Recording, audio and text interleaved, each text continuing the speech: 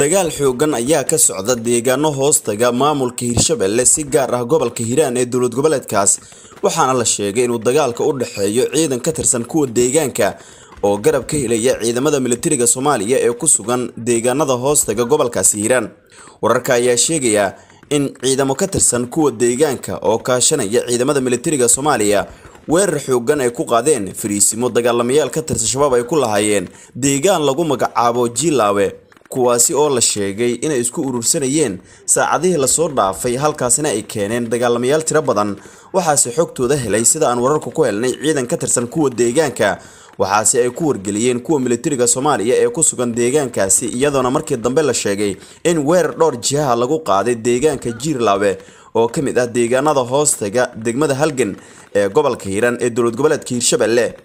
waxaa wararka halkaasi ka imaanaya ay sheegayaan in la isku adeegsanayo dagaalka hubka noocyadiisa kala duwan kuwaasi oo dhexmaraya ciidanka dawladda oo garab ka helaya kuwa deegaanka iyo dagaalamayaasha shabaabka ah ee halkaasi ku sugnaa sidoo la sheegay in isku urursanayay iyaga oo doonaya inay weerar ku qaadaan fariisimaha ciidanka dawladda ay ku leeyihiin deegaanada hoostaga gobolka Hiiraan ee dowlad goboleedka Hirshabelle.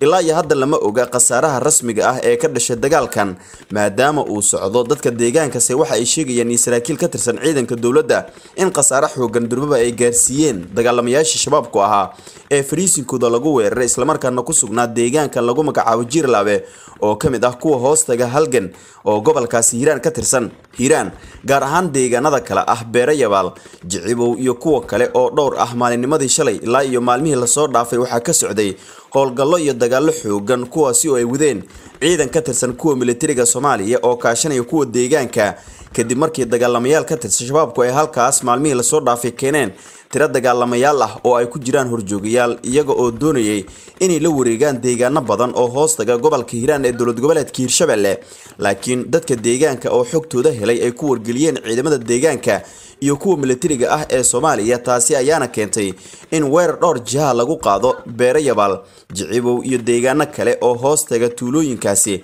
waxaana la sheegayaa in dagaalamayaasha deegaano qaar laga saaray halka kuwa kalena ciidamada dawladdu ay u kali waayeen kadib markii shabaabku godadkii ay ku jireen ay ku aaseen miinooyin iyo walxaha qarxa iyadoo saacadihii la soo dhaafay ay dhaceen duqeymo diyaaradeed oo aad u xoogan gaar ahaan Beerayabaal lagula beegsaday saldhigyo waaweyn oo shabaabku ay ka buuxiyeen walxaha qarxa isla markaana ay isaga bixeen halka tiro dagaalamayaal ahna la sheegay si ay u dagaalamaan loogu reebay gudaha deegaanka Beerayabaal ee gobolka Hiiraan ee dowlad goboleedka Hirshabelle iyagana aanan la ogeyn ilaa iyo hadda qasaaraha gaaray. dowladda federaalka ah ee Soomaaliya gaar ahaan taliska ciidanka xoogga dalka